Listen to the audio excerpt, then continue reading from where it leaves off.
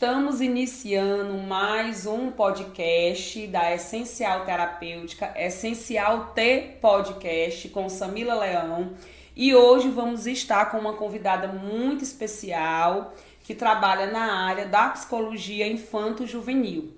Ionara Saboia está em processo aí na especialização em psicologia escolar, que ela atua também nessa área da psicologia escolar, e também está numa especialização da análise do comportamento, com foco em crianças com TEA e deficiência intelectual. Um currículo super interessante, e esse currículo vai estar sendo dialogado aqui, principalmente no sentido de buscar estratégias de cuidado, de saúde mental ao público infanto-juvenil, que envolve também a família, né?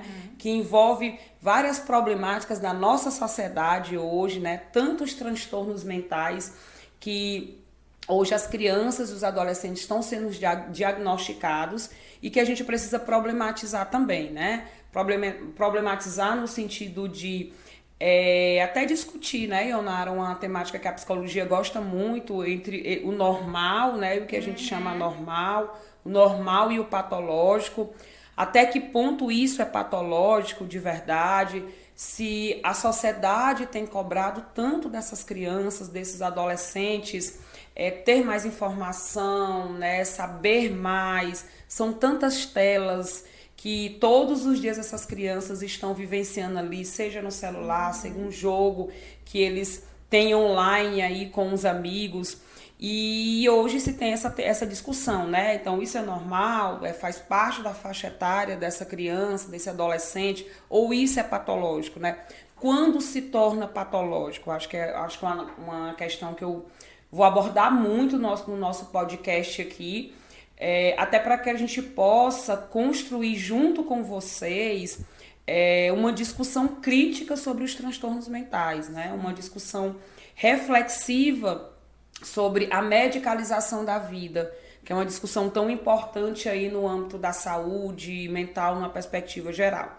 Então, Ionara, fala um pouquinho da sua caminhada, né, pra gente, da análise do comportamento, que é uma abordagem da psicologia muito importante no trabalho com TEA hoje, né, com crianças no espectro do autismo. Eu queria saber um pouquinho, né, acho que a sua própria caminhada, né, da psicologia. A Ionara foi minha aluna, uma aluna excelente, maravilhosa, aluna também na pós, né, Ionara? Está buscando mais conhecimento, e a caminhada dela realmente é muito atravessada por competência e compromisso, né? Então você sempre teve muito compromisso com a psicologia. Conta pra gente um pouquinho aqui como está sendo a sua caminhada como profissional. Bom, obrigada, Samila, primeiramente por esse momento. De fato, para mim é uma alegria estar aqui com você, professora, agora colega de profissão. Para mim é uma honra estar participando desse momento. Bom, em relação à minha caminhada, o início foi ainda na graduação, em que eu tive a oportunidade de ser acompanhante terapêutica, né? Eu acompanhava uma criança com autismo em casa e na escola.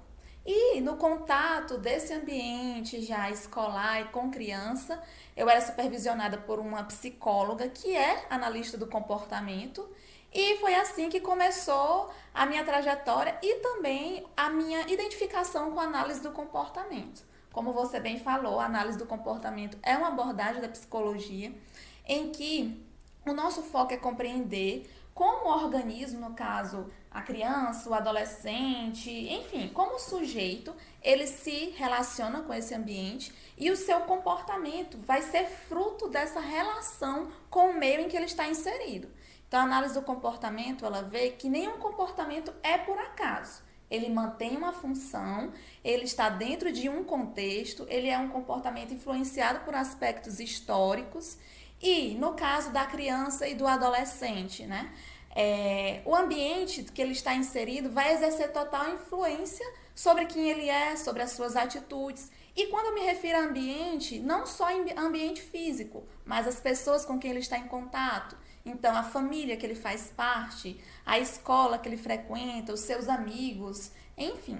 Né? Então, assim, a minha caminhada começou a partir daí, como acompanhante terapêutica, Tive também uma oportunidade de ser professora de reforço.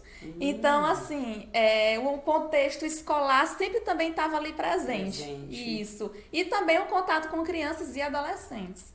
E assim que eu terminei o curso, eu assumi, né, esse cargo público como psicóloga escolar. Então, hoje, eu digo que a minha semana inteira é praticamente com o público infanto-juvenil.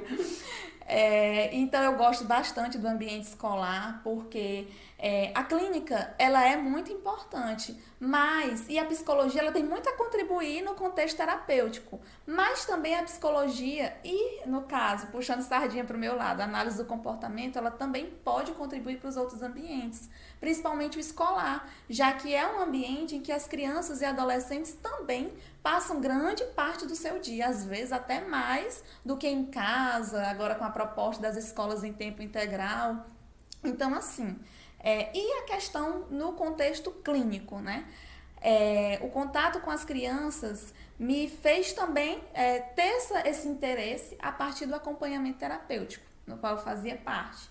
Então, eu convivi praticamente 3 anos com essa criança que tinha autismo, e que tem autismo, na verdade, e o dilema, acompanhar para terapia, a convivência familiar. Com os profissionais das outras áreas. Exatamente, né? Porque ela também fazia acompanhamento multiprofissional.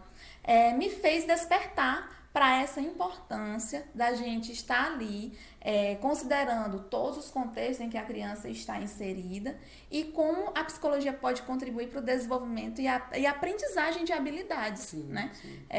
Das crianças, dos adolescentes. Então, assim, eu gosto muito de falar, por onde eu passo, que trabalhar com crianças que têm alguma deficiência, algum transtorno, para mim, é dar visibilidade. Porque, infelizmente, são crianças, e eu não vou tão longe.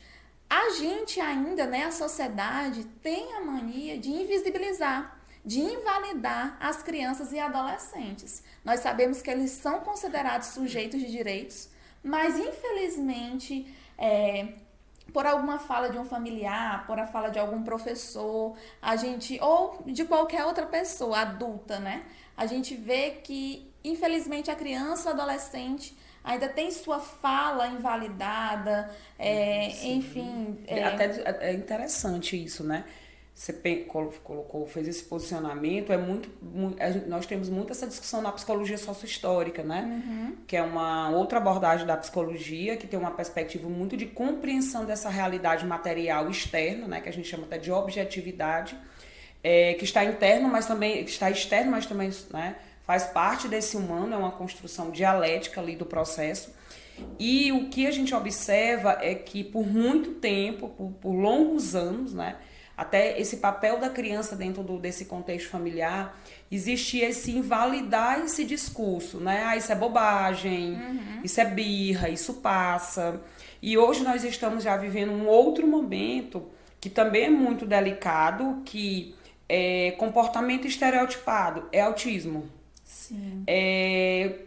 Criança que tem conflitos interpessoais dentro da escola.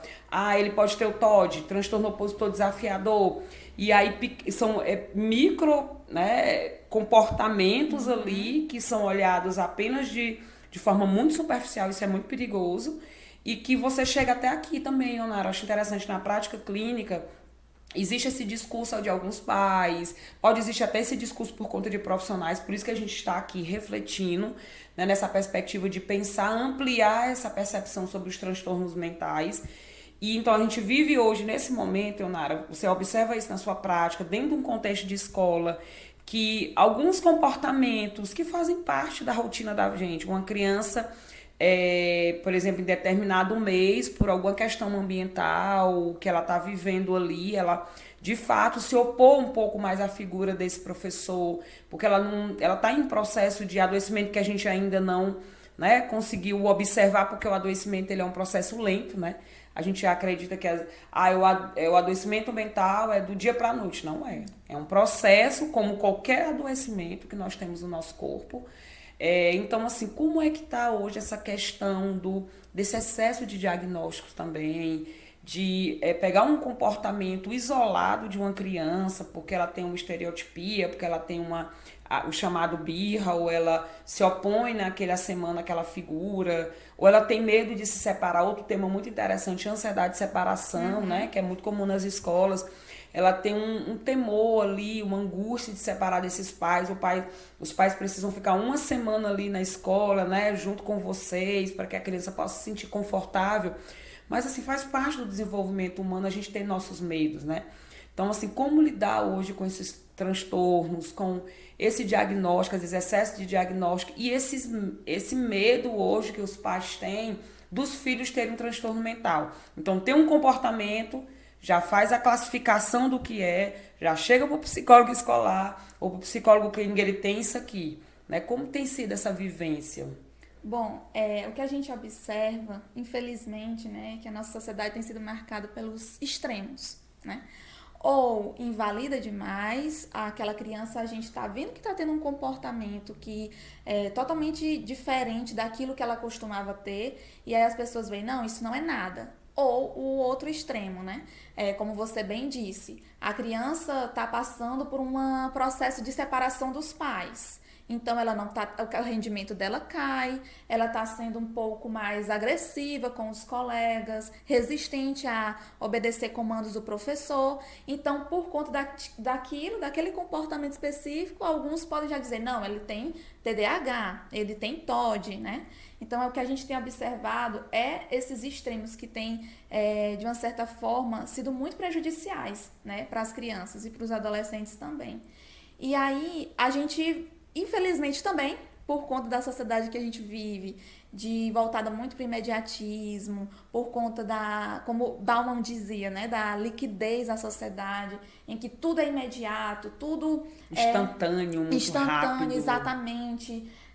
A gente vê que há, infelizmente, uma crescente medicalização, né, e aumento a busca pelos diagnósticos, né? Então, a gente não é fácil lidar com isso, porque, por um lado, a gente compreende, sim, que o diagnóstico ele pode ser um passo muito importante na vida de uma família, porque vai abrir espaço para que sejam buscados recursos, os meios terapêuticos, para que aquela criança ela tenha melhor qualidade de vida. Mas, por outro lado, a gente tem visto isso, como você já disse, uma certa descontextualização dos comportamentos das crianças. E, como eu disse, a análise do comportamento, ela nunca vai olhar para aquele comportamento de uma forma isolada, né? A gente vai atrás de todas as variáveis possíveis que possam estar influenciando. Então, infelizmente, por conta desse imediatismo, dessa rapidez, que tudo a gente quer que seja resolvido da noite para o dia, a gente tem visto esse crescente aumento dos diagnósticos. E aí o nosso trabalho vai funcionar como? Não só conscientizar, mas sensibilizar, informar a comunidade escolar, a família, os professores, gestores, de que não é tão simples assim, de que, por exemplo, uma criança na educação infantil, em que ela está tendo dificuldade de permanecer em sala, mas é o mês de fevereiro, por exemplo, ela está retornando agora das férias, então é esperado, ou, por exemplo, como eu disse inicialmente, uma criança que está passando por um contexto de separação dos pais, é esperado que ela tenha uma alteração no seu comportamento. Então, de fato, a gente acaba atuando nesse sentido de, olha, não é bem por aí, vamos olhar para tudo que está acontecendo, e para que essas crianças elas não sejam tão rotuladas como já tem sido, né? Ótimo. Ionara, uma temática que a gente vai até trabalhar, né? A Essencial Terapêutica, ela tem feito esse investimento. A Ionara faz parte do nosso quadro aqui de profissionais na área da psicologia, que trabalha com a terapia ABA, né? A gente poderia até falar um pouquinho sobre a terapia ABA, uma terapia hoje tão importante, né? Para o atendimento de crianças e adolescentes. E a terapia ABA, né? Acho que ele poderia pontuar um pouco como vocês trabalham, falar um pouquinho sobre isso. E também os recursos terapêuticos, né? Então aqui, por exemplo, aqui tem um recurso que a gente pode pensar, né? Que de fato a gente fala, é um brinquedo que a criança vai aprender a contar, né? Ela vai colocando aqui o material, né? E ela vai quantificar, ela vai pensar em quantidade, né? Então, assim, o recurso terapêutico dentro do processo, né? Da criança, e aí bem do contexto, né, infantil, ele tem que finalidade, né? Quais os benefícios? Como a gente diferenciar? Porque eu já vi algumas perguntas sobre isso, né, de pais. Mas ele tá brincando ou ele tá fazendo terapia? Esses brinquedos tem na minha casa, né? Então, mas quando isso se torna uma terapia? Acho que isso é interessante, né? Então, assim, como vocês têm trabalhado, né? A imersão em psicologia, pessoal, vai ser um momento muito legal em que a gente vai trazer muitas vivências, né? Então, a vivência é muito importante para o processo de aprendizagem, né? Eu aprendo fazendo, né? Eu aprendo colocando a minha mão na massa e problematizando. Ah, isso aqui não está dando certo, isso aqui está dando certo. Isso eu só aprendo nesse processo de construção, né? Que antes, claro, eu já tenho uma bagagem teórica para isso. Então, o que é a terapia ABA, né? Como vocês trabalham e como vocês trabalham com esse recurso terapêutico? E até para trazer aqui uma compreensão para o nosso público, né? O que é brincar, o que é eu brinco fazendo terapia, um pouquinho sobre isso. Certo, Samila. Bom, a terapia com base na análise do comportamento, ela vai... Normalmente, quando a gente recebe uma família, a gente tem uma queixa, né? Então, vamos supor, nós recebemos uma queixa comportamental. Nós vamos atrás de obter o máximo de informações a respeito dos antecedentes, a gente chama dessa forma, que são os contextos que essa criança faz parte, quais são as pessoas de convivência dela, a história de vida dela e como aquele comportamento daquela criança, ele está tendo uma determinada função. Então, a gente vai atrás daquilo que está controlando o comportamento, se é por meio de, ela está apresentando uma certa resistência a obedecer comandos, mas esse comportamento ele está se mantendo porque é um processo de fuga, ela quer fugir de alguma situação. A gente vai encontrar as funções que esse comportamento está exercendo e através de como? De primeiramente um processo avaliativo em que nós vamos avaliar quais as potencialidades que a criança tem, quais as dificuldades que ela tem, quais habilidades vão precisar ser trabalhadas. E assim, no processo terapêutico, nós vamos intervir através de estratégias comportamentais, né? Através do... Vou aqui citar algumas coisas, pode parecer um pouco técnico, mas para exemplificar. Através de reforço positivo, através de reforçamento diferencial. Por exemplo, crianças com autismo, às vezes, elas têm algumas estereotipias, né? Só que as estereotipias, elas não acontecem sem um contexto, elas exercem uma função. Então, será que aquela estereotipia, vou dar um exemplo da ecolalia, que é aquela fala repetida, às vezes sem contexto, né? Ela é só aquela fala desconexa ou aquela criança utiliza aquela fala quando alguém dá a ela uma demanda? Então, aquela fala está tendo uma função de fugir daquela demanda. Então, nós vamos avaliar isso em terapia e intervir através dessas estratégias comportamentais. No caso da utilização dos recursos, né? Os recursos eles se encontram como um aspecto fundamental na terapia infanto-juvenil. E vou até mais, vou até além, não só da infanto-juvenil. Idoso, eu trabalho muito com recursos também. Por quê? Porque o recurso vai ser uma estratégia que nós vamos utilizar tanto no processo avaliativo, no processo de vinculação, eu parear a imagem do terapeuta ao fato do recurso e associar aquele momento da terapia com algo interessante que está ligado a um item de preferência da criança. Como também eu vou utilizar aquele recurso através do brincar, do imaginário, porque a criança, muitas vezes, para ela, o imaginário é real, né? Através desse processo lúdico, nós vamos desenvolver habilidades. Então, por exemplo, um jogo em que ele envolve raciocínio lógico, ele envolve resolução de problemas, nós podemos utilizar esse jogo para trabalhar para que a criança aprenda a resolver conflitos, a lidar com frustrações. Então, o jogo ele não vai ser algo também que a gente vai utilizar de forma desconexa. A partir do nosso processo de avaliação, nós vamos ver, essa criança ela está precisando desenvolver, ela está tendo um déficit em habilidades sociais de iniciar e manter conversa. Ok, nós identificamos isso, nós vamos procurar recursos terapêuticos através de jogos e brinquedos em que a gente vai trabalhar e treinar esse processo de iniciar e manter uma conversa. Então, por isso que brincar na terapia é coisa séria, porque não é só simplesmente eu pegar um brinquedo, vamos passar um tempo aqui. Não. Aquele brinquedo ele vai exercer uma função, um objetivo bem claro na terapia, que é para desenvolver uma habilidade, que é para também servir no processo de avaliação. Então, na imersão, nós vamos tratar sobre isso. Nós vamos tratar não só o que são os recursos em si, que tipos de recursos são, mas a finalidade que aquele recurso tem, que tipo de habilidade vai ser trabalhada, com qual objetivo, com qual meta. Por isso que eu deixo até isso bem claro com os pais, de que às vezes surge essa dúvida. Ele está ali na terapia só passando tempo, só brincando. Olha, pai, não é bem assim.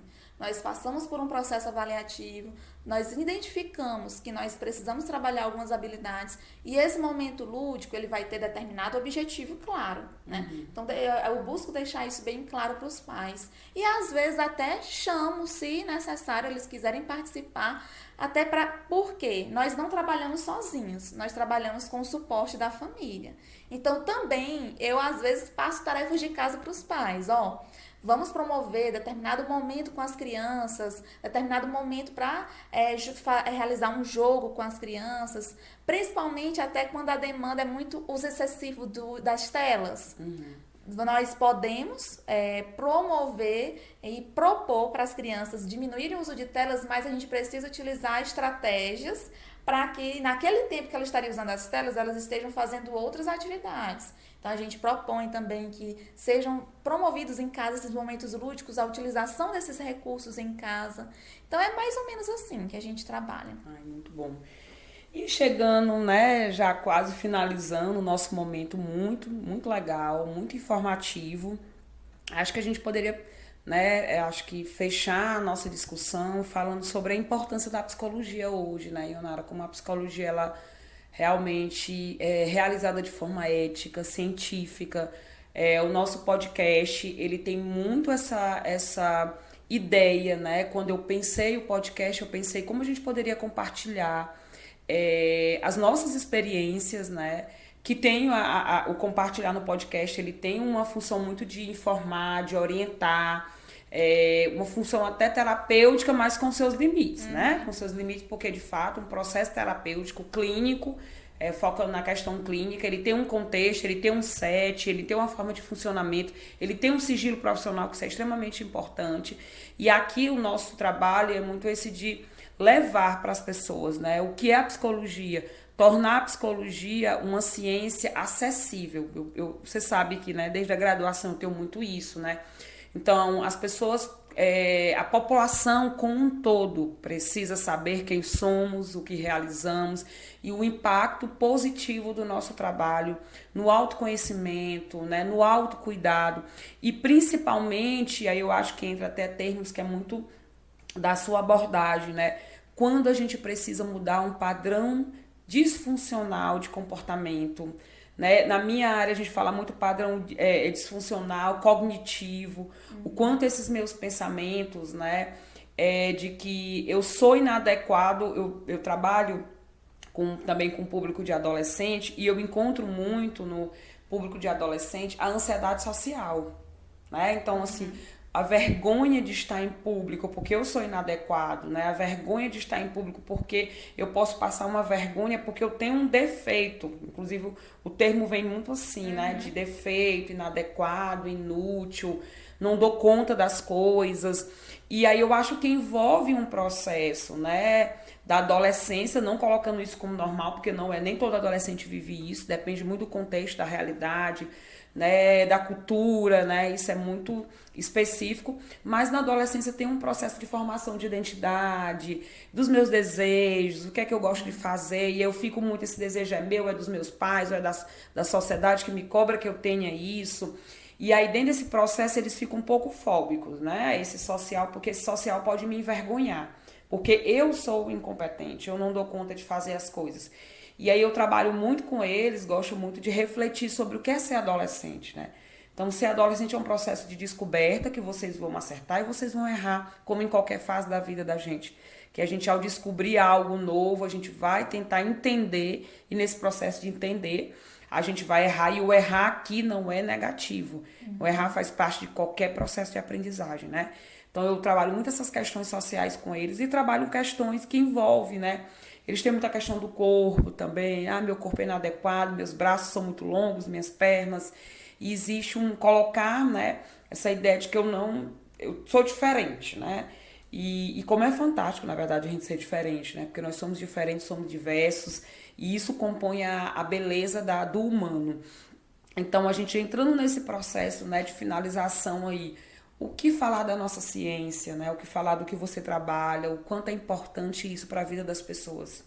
Bom, a psicologia, ela é uma ciência que ela foca no estudo do comportamento humano, né?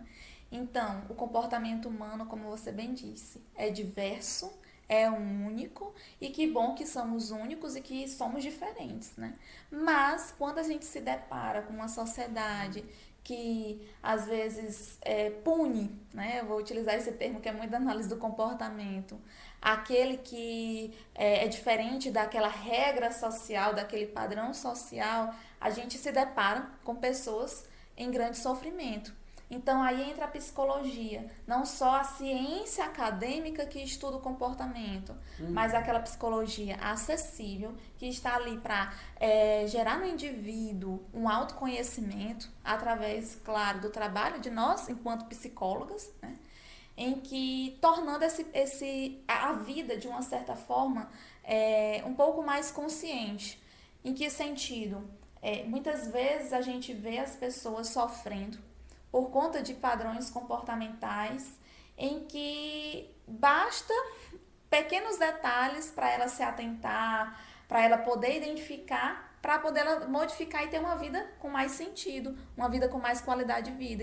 E a psicologia é essa ciência que vem possibilitar para que os sujeitos eles alcancem o autoconhecimento, eles possam identificar o que de fato faz sentido na vida deles, o que não faz sentido, e assim eles possam ter uma vida mais leve, uma vida mais autêntica, né? Então, assim, né, focando a psicologia na questão do processo terapêutico em si, a gente vê o quanto as pessoas sofrem, o quanto as pessoas elas estão ali, às vezes, até com um diagnóstico, mas se a gente for ver, não necessariamente é algo psicopatológico, né? Sim. É um transtorno de fato. Mas é porque elas estão inseridas em um contexto, em uma situação que causa sofrimento e elas não têm as estratégias, às vezes não conseguem pensar como lidar com isso, como sair desse contexto. O que aprenderam ao longo da vida, né? Isso. Já precisa ter uma modificação ali de comportamento para que eu possa lidar com esse novo que apareceu. E que aquele recurso que eu aprendi, né, não é que não serve mais, mas precisa de fato ser modificado, porque me causa adoecimento, né? Isso mesmo. E aí a psicologia, no âmbito clínico, no âmbito escolar, organizacional, ela vem para, digamos assim, eu gosto muito de utilizar esse termo, dar essa leveza para esses ambientes, e não só essa leveza, mas possibilitar com que a gente não fique só focado, por exemplo, no ambiente de trabalho, mas a gente possa identificar que nós somos seres integrais, que nós não estamos ali desconectados. Nós temos sentimentos, nós temos emoções, nós temos história, nós temos os nossos traumas, as nossas dificuldades, e tudo isso influencia. Se eu estou na escola, eu sou uma professora, isso pode influenciar na minha aula. Se eu estou num meio jurídico, e enfim, isso pode influenciar nas minhas decisões. E no meio terapêutico, serve para isso, né? Para a gente estar ali como pessoas agentes de transformações, né? Agente de transformação, que dá voz, que dá vez e que conduz o indivíduo para esse processo eu vou chamar até assim, de libertação. Porque a gente vê, né, Samira, que é uma libertação. É uma libertação. Pessoas sim. que viveram anos e anos, às vezes até cegas, se submetendo a determinadas situações em que através da psicologia, através das técnicas, através do nosso fazer psicológico, elas passam a ver a vida por outros olhos, por outras lentes, né? Muito bom. Então, finalizamos aqui o nosso Essencial Podcast com Ionara. Foi lindo, foi maravilhoso. Muito obrigada, Por nada, né? Foi Samila. muito bom estar com você, né? Eu fico muito feliz da sua trajetória, né? Então, conheço você desde a graduação, novamente pontuando como o estudo é importante, né, Ionara? Como estudo, como compromisso com o que você faz. E, de fato, né, eu falo isso porque eu vivi na prática essa sua caminhada, né? Então, em algumas disciplinas, né, a gente não se encontrou em todos os períodos, mas sempre você teve esse cuidado, né, que a gente passa essa mensagem sobre a importância do estudo, do compromisso, de não se prender só à sua abordagem ali, né, olhar o sujeito a partir de outras lentes, reflexões sociológicas que a gente trouxe aqui dessa sociedade, reflexões filosóficas também que são tão importantes para a psicologia e que a gente possa entender isso, a integralidade do sujeito ela é compreendida por vários atravessamentos, várias dimensões, que não necessariamente está só na psicologia. Eu gosto muito de falar isso para os alunos, né? Nós precisamos ler outras coisas, a literatura, a arte, ver a música, o quanto vários outros processos que acontecem no cotidiano, eles falam também sobre a existência humana. Então, finalizamos nosso podcast, foi muito bom. E aguarde, vamos ter várias outras discussões sobre saúde mental, né? Coloquem lá tanto no nosso Instagram como no YouTube também, temáticas que vocês querem escutar aqui, né? Que vocês têm vontade de compreender, que querem um profissional X, que a gente vai tentar fazer essa articulação para trazer esses profissionais. Tchau, tchau, e a gente se encontra no próximo episódio da Essencial T Podcast.